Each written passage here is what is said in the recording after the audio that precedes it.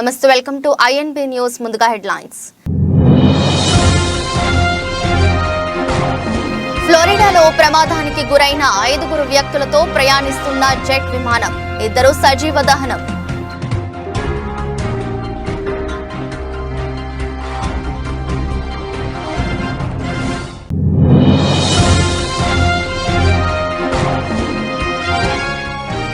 ఉత్తరాఖండ్లో కొనసాగుతున్న హింసాకాండ.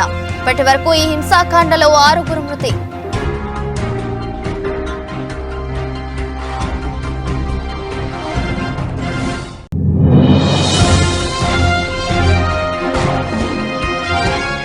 సభలో క్షమాపణలు చెప్పిన ఎంపీ జయా బచ్చన్. రాజ్యసభలో చైర్మన్ జగదీప్ ధన్ఖడ్ పై దూకుడుగా ప్రవర్తించిన జయా బచ్చన్.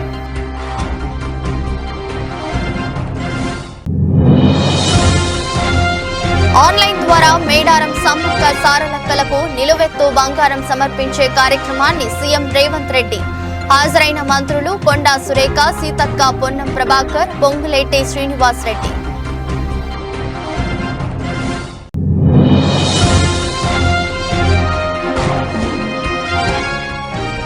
చిరంజీవికి ఆతిథ్యం ఇచ్చిన గవర్నర్ దంపతులు. పద్మ విభూషణ్ అందుకోబోతున్న నేపథ్యంలో అభినందనలు తెలిపిన Tamilisai Soundararajan.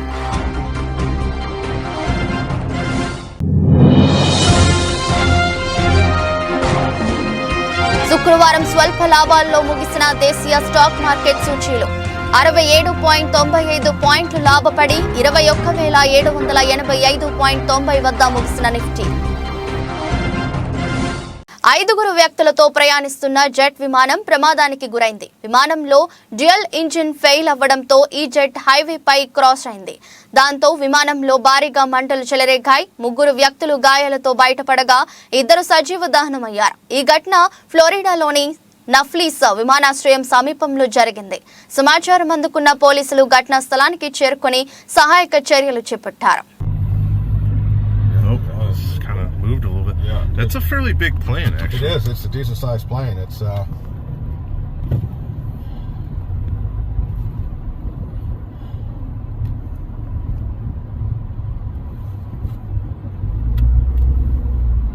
Somebody telling people to stay. Oh man, gee.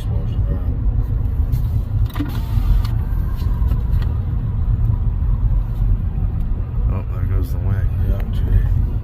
Videotaping it? Yeah. అమెరికాలోని హవాయి రాష్ట్రంలో భారీ భూకంపం సంభవించింది.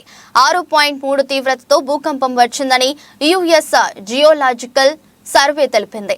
పహాలాకు 37 కిలోమీటర్ల దూరంలో మౌనాలోవాలో 2 కిలోమీటర్ల లోతులో భూకంప కేంద్రాన్ని గుర్తించారు. భారీ భూకంపం వల్ల కొన్ని భవనాలు కూలిపోయాయి. భయాందోళనకు గురైన ప్రజలు బయటకు పరుగులు తీశారు.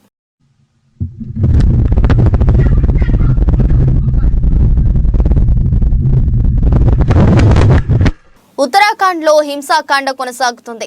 హల్దానీలో హైకోర్టు అక్రమ కట్టడంగా నిర్ధారించిన మదర్సా కూల్చివేత సందర్భంగా చెలరేగిన హింస విధ్వంసం సృష్టిస్తుంది. ఇప్పటి వరకు ఈ హింసాకాండలో 6 చనిపోగా 100కు పైగా పోలీసులు గాయపడ్డారు. పక్కా ప్రణాళికతోనే అల్లరి మూకలు ఘర్షణలు సృష్టించాయని అధికారులు తెలిపారు. ఈ మేరకు నైనిటాల్ జిల్లాల్లో స్కూలు, కాలేజీలు, ఇంటర్నెట్ సేవలను నిలిపివేశారు.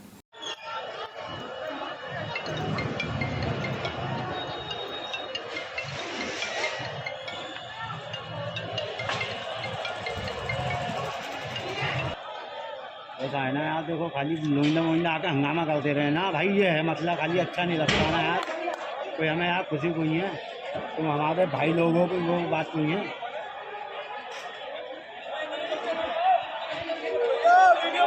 సమాజ్వాదీ పార్టీ రాజ్యసభ ఎంపీ జయా బచ్చన్ శుక్రవారం తన వీడ్కోలు ప్రసంగంలో క్షమాపణలు చెప్పి అందరినీ ఆశ్చర్యపరిచారు.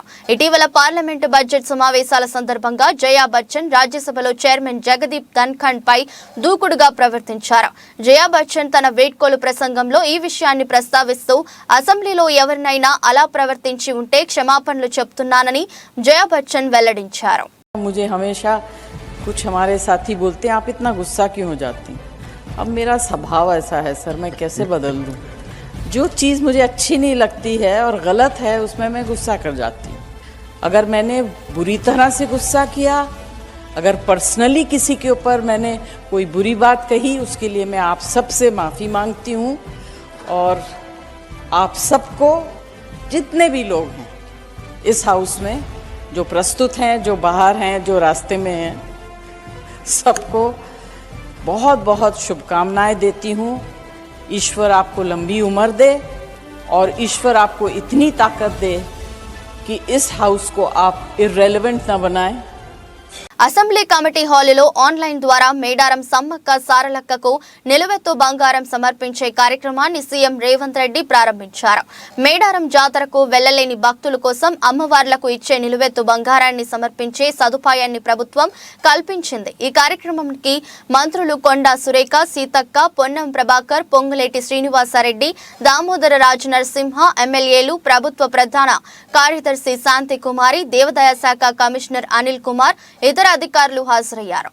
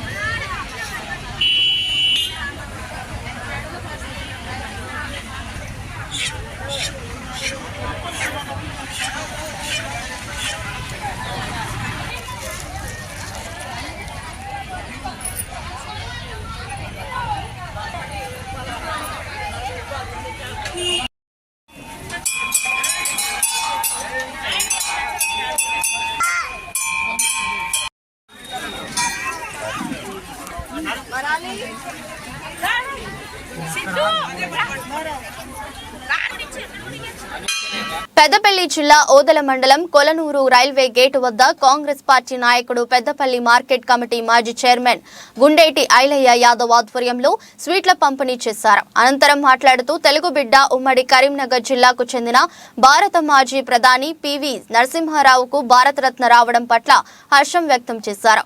అదేవిధంగా అసెంబ్లీలో బడ్జెట్ సందర్భంగా 6 గ్యారంటీలలో భాగంగా తెలంగాణ సీఎం రేవంత్ రెడ్డి ఉద్యమకారుల మీద అరంగంట సేపు అసెంబ్లీలో మాట్లాడుతూ 80,000 పుస్తకాలు చదివిన కేసీఆర్ 10 సంవత్సరాలు అధికారంలో ఉండి ఏనాడు ఉద్యమకారుల ఊసే ఎత్తలేదు. కానీ నేను సీఎం అయిన తర్వాత ఉద్యమకారులను ఇచ్చిన వాగ్దానాలన్నీ నెరవేరుస్తానని, ఉద్యమకారులకు పెద్దన్నయ్య అండగా ఉంటారని తెలియజేసినందుకు హర్షం వ్యక్తం చేస్తూ స్వీట్లు పంపిణీ చేశారు. జై తెలంగాణ, జై విజయన్న నాయకత్వం, విజయన్న నాయకత్వం, జై తెలంగాణ, జై తెలంగాణ, రేవంత్ అన్న నాయకత్వం, రేవంత్ అన్న నాయకత్వం, రేవంత్ అన్న నాయకత్వం.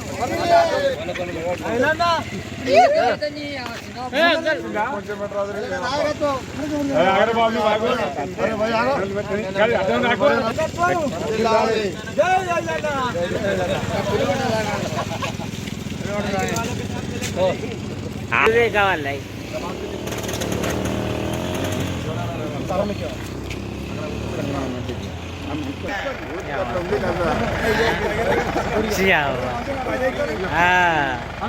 తలకాయలు ఖరాబ్ చేస్తారు.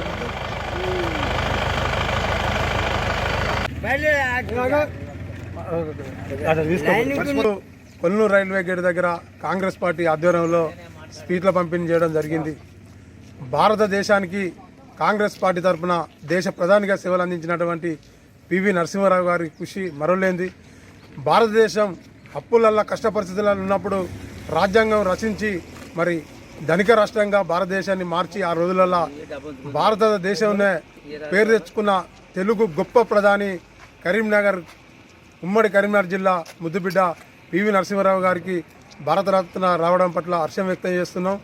ఈరోజు అసెంబ్లీ సమావేశాలలో సీఎం యనమల రేవంత్ రెడ్డి గారు తెలంగాణ ఉద్యమకారులకు నేనేం చేసినా తక్కువనే, మరి 14 సంవత్సరాలు పోరాటం చేసి తెలంగాణ రాష్ట్రం ఏర్పాటు కోసం కృషి చేసిర్రు, వారి కృషి మరవలేదని చెప్పి మరి ఉద్యమకారులకు ఇవాళ అరగంట సేపు ఉద్యమకారుల గురించి మాట్లాడి నేను ఉద్యమకారులకు ఎన్నికలలో ఇచ్చిన హామీలు అన్ని నెరవేరుస్తానని గొప్ప మాట చెప్పినందుకు యనమల రేవంత్ రెడ్డి గారికి అభినందనలు, హర్షం వ్యక్తం చేయడం జరుగుతూ ఉంది.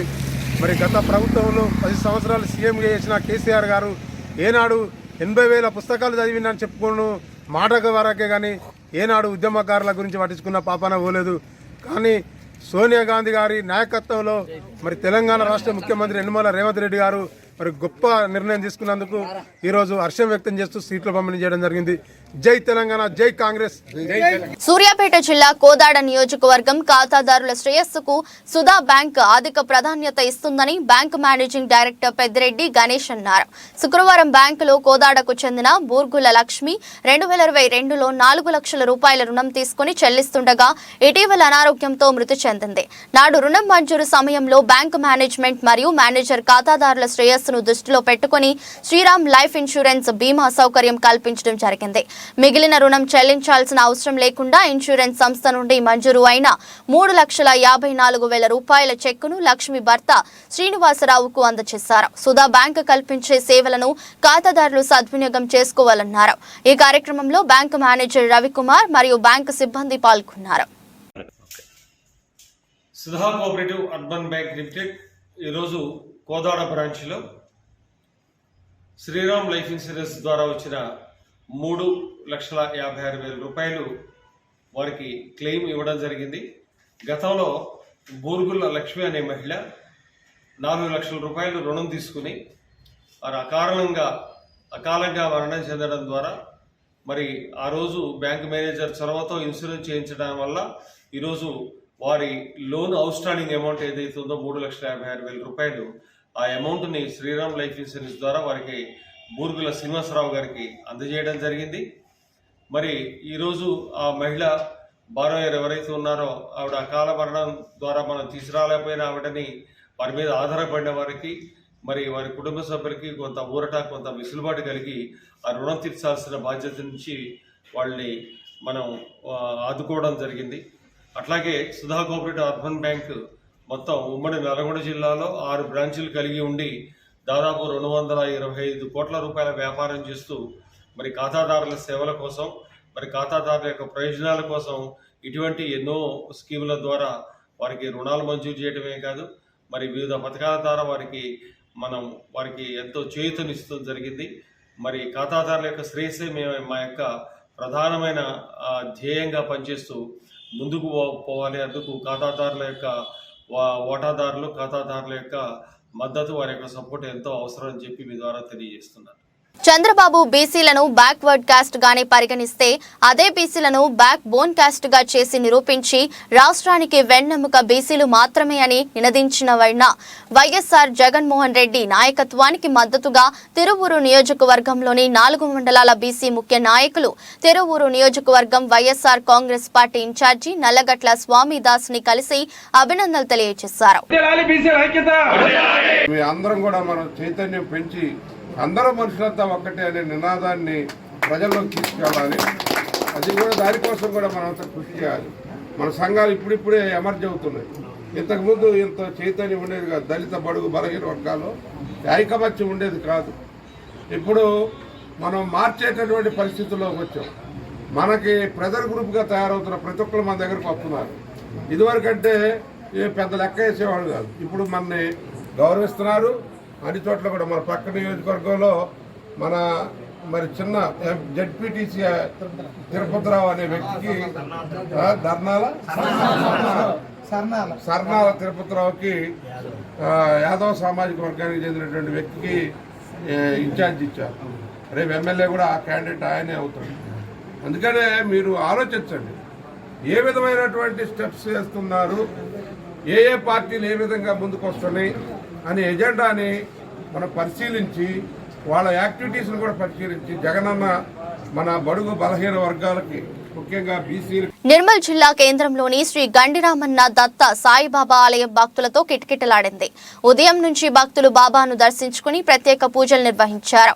ఆలయ ట్రస్ట్ చైర్మన్ లక్కాడి జగన్మోహన్ రెడ్డి ఆధ్వర్యంలో జరిగిన ఈ పూజా కార్యక్రమాల్లో నిర్మల్ తో పాటు చుట్టుపక్కల గ్రామాలకు చెందిన సాయి భక్తులు పెద్ద సంఖ్యలో పాల్గొన్నారు. ఈ కార్యక్రమంలో సాయి దీక్ష సేవా సమితి సభ్యులు పాల్గొన్నారు.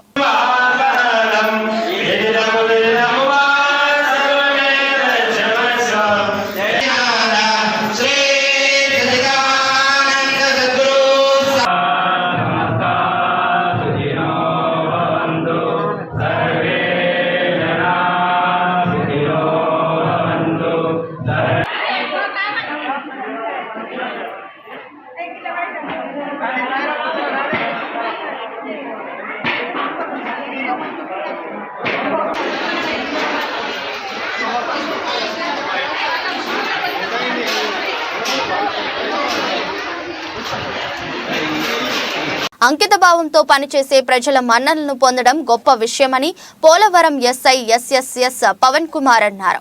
పోలవరం నుండి కృష్ణా జిల్లా చెల్లపల్లి బదిలీపై వెళ్లిన తహసీల్దార్ బి సుమతికి వీడ్కోలు సన్మాన కార్యక్రమం జరిగింది.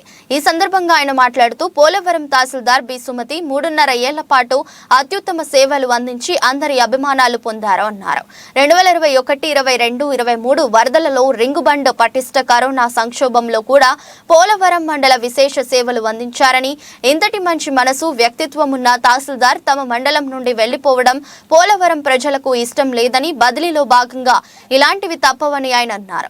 తహసీల్దార్ బి సుమతి మాట్లాడుతూ తమ విధి నిర్వహణలో సహాయ సహకారాలు అందించిన పోలవరం మండల ప్రజా ప్రతినిధులకు, సిబ్బందికి, ప్రజలకు ఆమె కృతజ్ఞతలు తెలిపారు. అనంతరం తహసీల్దార్ బి సుమతి దంపతులకు సన్మానం చేశారు.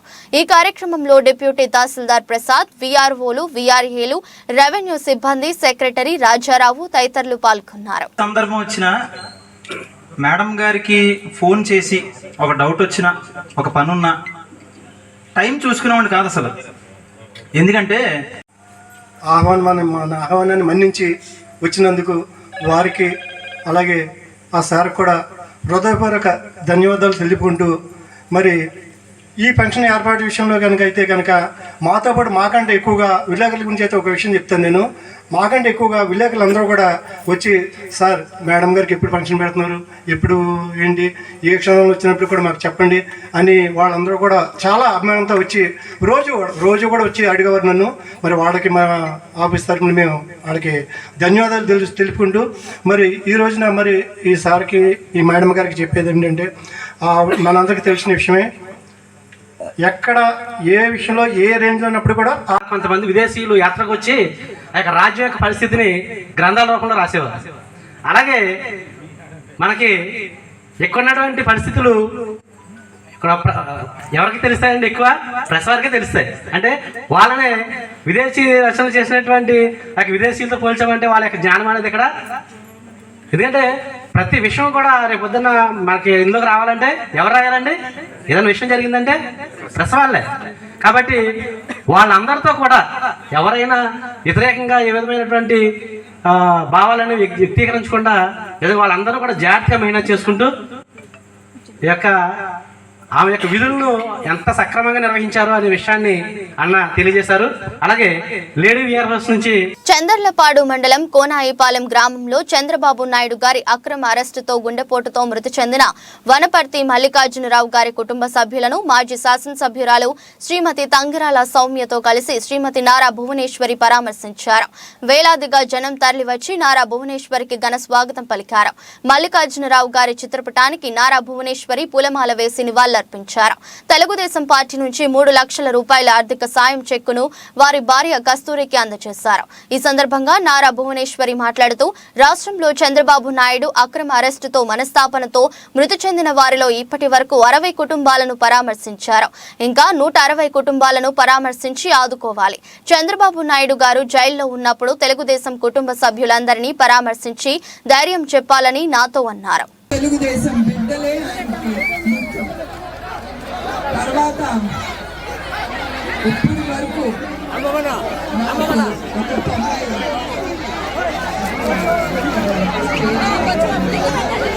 ఇప్పటిదాకా 90 కుటుంబాలని నేను కలిశాను. ఇంకా ఒక 160 కుటుంబాలు ఉన్నారు. నేను తప్పకుండా నా కర్తవ్యం నేను మర్చిపోను. మా బిడ్డల్ని ప్రతి ఒక్కరి ఇంటికి వెళ్ళి నేను కలుస్తాను. తర్వాత మీ అందరికీ తెలుసు, 60 రోజులు 70 రోజులు మనం కురుక్షేత్రం ఎదుర్కొంటున్నాం. అది తప్పకుండా మనమే గెలుస్తాం.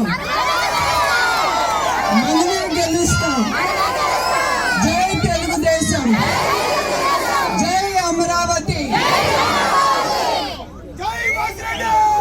అందరికీ కృతజ్ఞతలు, నా ధన్యవాదాలు, నమస్కారం అండి. అర్థమవుతుంది మీ ఆవేశం, మీ ఆవేదన.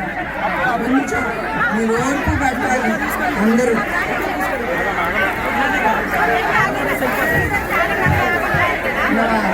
అక్కా చెల్లెళ్ళకి నమస్కారం. నా కోసం మీరు ఉన్నందుకు నాకు చాలా సంతోషంగా ఉంది. అది మీ అందరికీ తెలుసు. ఈ నిజం గెలవాలి అనేది నేను ఎందుకు తీసుకున్నాను. చంద్రబాబు నాయుడు గారిని తప్పు కేసులు పెట్టి ఆయన్ని 53 రోజులు జైల్లో పెట్టారు. కానీ ఆయన జైల్లో ఉన్నా కూడా కృష్ణా జిల్లా మచిలీపట్నంలో శనివారం చిట్టిపాలెం గ్రామంలో ఇరు వర్గాల మధ్య ఉద్రిక్తత పరిస్థితి నెలకొంది. క్రిస్టియన్లకు కేటాయించిన బరియల్ గ్రౌండ్ కు వెళ్లే దారి సరిగ్గా లేక హిందువుల శ్మశాన వాటికలో ఖననం చేయాలని నిర్ణయించారు. కొంతమంది గ్రామస్తులు దానిని తీవ్రంగా వ్యతిరేకించారు. ఇరు వర్గాల మధ్య మాటల యుద్ధం ఏర్పడింది. సమాచారం అందుకున్న రూరల్ ఎస్ఐ ఇరు వర్గాలతో మాట్లాడి సమస్యను చాకచక్యంగా పరిష్కరించారు. బందర్ రూరల్ మండలంలోనే చిట్టిపాలెం గ్రామంలో ఈరోజు సాయంత్రం శ్మశానానికి సంబంధించి హిందువులకి మరియు క్రిస్టియన్ల మధ్య ఖననం చేసే విషయంలో చిన్న వివాదం రైజ్ అయింది. దానికి సంబంధించి మాకు స్టేషన్కి ఫోన్ కాల్ రావడం వల్ల ఇమీడియట్గా మేము మా సిబ్బంది అంతా వచ్చాము. ఇక్కడ హిందువులకు సంబంధించి ఒక శ్మశాన వాటిక ఉంది. అదేవిధంగా క్రిస్టియన్లకు సంబంధించి వేరే కేటాయిస్తున్నారు రెవెన్యూ వాళ్ళు.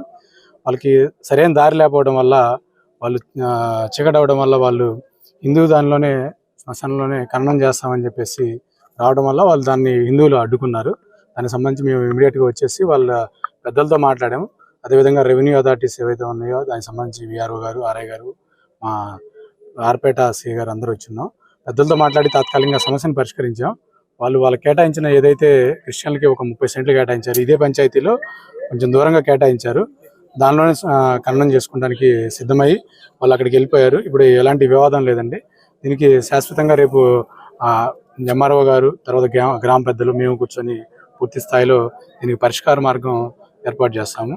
ఎవరైతే దీనికి శ్మశానం దగ్గరికి వచ్చి తాళాలు పగలు కొట్టారని చెప్తున్నారు, దాని మీద కూడా చట్ట ప్రకారం యాక్షన్ తీసుకుంటామండి. Thank you. కొండూరు మండలంలో కిడ్నీ మహమ్మారి సోకి బాధితులు పిట్టల రాలిపోతున్నారని ప్రభుత్వం కనీసం శుద్ధి చేసిన కృష్ణా జలాలు అందించడంలో పూర్తిగా విఫలం చెందిందని, బాధితులను వెంటనే ఆదుకోవాలని సిపిఐ ఎన్టీఆర్ జిల్లా కార్యదర్శి దోనేపూడి శంకర్ రాష్ట్ర ప్రభుత్వానికి డిమాండ్ చేశారు.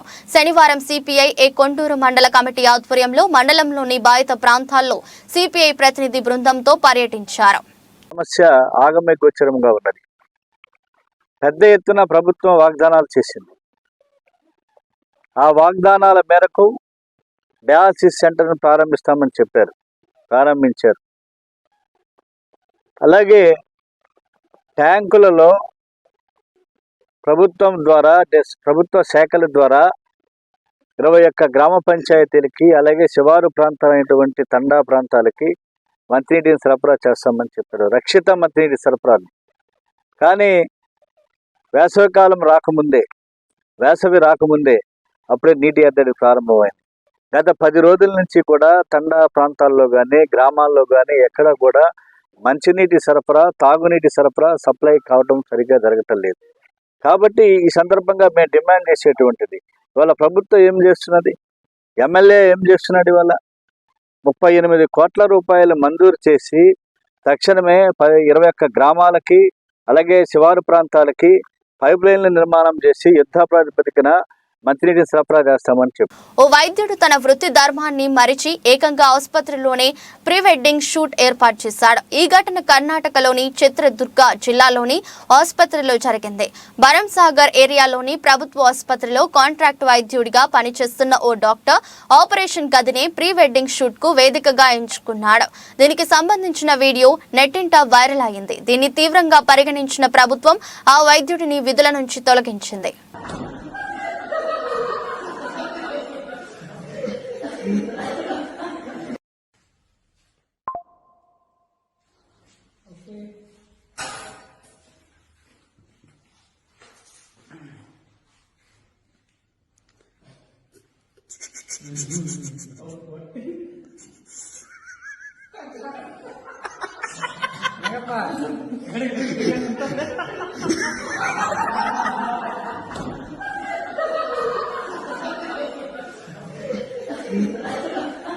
హైదరాబాద్లోని రాజ్ భవన్లో తెలంగాణ రాష్ట్ర గవర్నర్ తమిళసైని మెగాస్టార్ చిరంజీవి దంపతులు కలిశారు. ఈ సందర్భంగా పద్మవిభూషణ్ పురస్కారం పొందిన మెగాస్టార్ చిరంజీవిని గవర్నర్ తమిళసై దంపతులు అభినందించారు.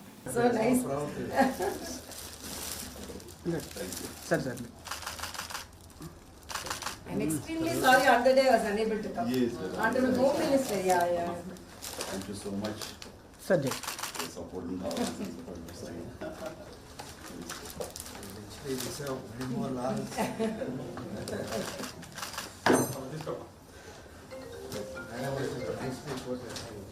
Beyond the screen, you have done so much.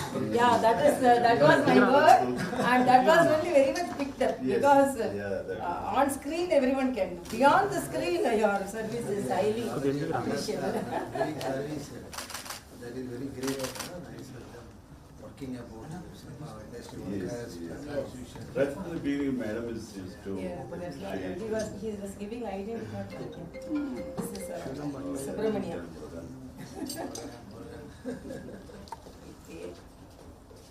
Sir.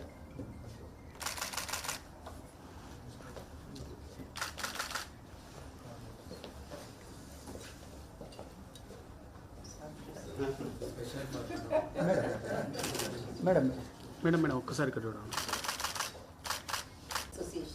Sovereigns to tell for Apollo. Yeah, she is radiologist. My son is a community medicine specialist. Daughter is a diabetologist. But they are two doctors. దేశీయ stock market సూచీలు శుక్రవారం స్వల్ప లాభాల్లో ముగిశాయి.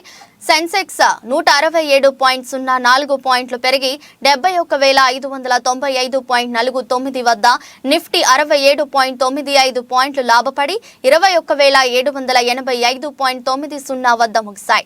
Sensex pack నుంచి SBI, Sun Pharma, ICICI bank, Axis bank, Titan లాభపడగా M&M, Bharti Airtel, NTPC, Tata steel, Infosys నష్టపోయాయి. డాలర్తో పోలిస్తే రూపాయి మారకం విలువ 83.04గా ఉంది.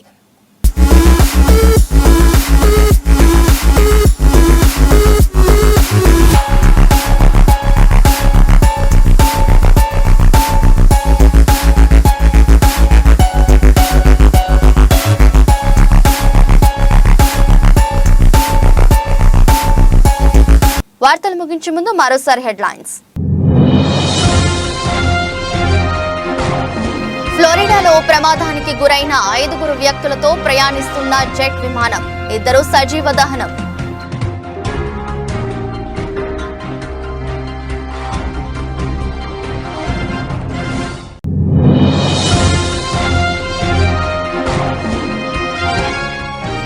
ఉత్తరాఖండ్లో కొనసాగుతున్న హింసాకాండ, ఇప్పటి వరకు ఈ హింసాకాండలో 6 మృతి.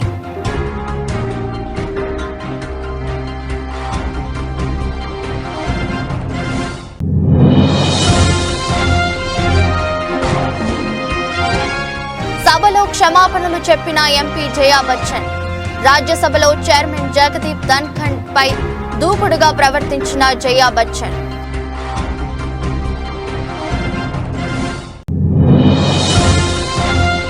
ఆన్లైన్ ద్వారా మేడారం సమ్మక్క సారలక్కలకు నిలువెత్తు బంగారం సమర్పించే కార్యక్రమాన్ని సీఎం రేవంత్ రెడ్డి, హాజరైన మంత్రులు కొండా సురేఖ, సీతక్క, పొన్నం ప్రభాకర్, పొంగులేటి శ్రీనివాస్ రెడ్డి.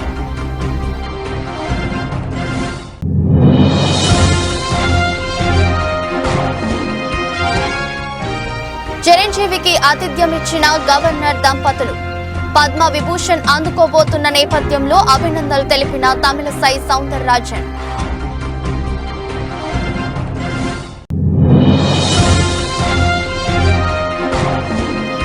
శుక్రవారం స్వల్ప లాభాల్లో ముగిసిన దేశీయ స్టాక్ మార్కెట్ సూచీలు 67.95 పాయింట్లు లాభపడి 21,785.90 వద్ద ముగిసిన నిఫ్టీ. ఇది రోజు బులెటిన్. మరో బులెటిన్లో మళ్ళీ కలుద్దాం. అంతవరకు సెలవు. నమస్కారం.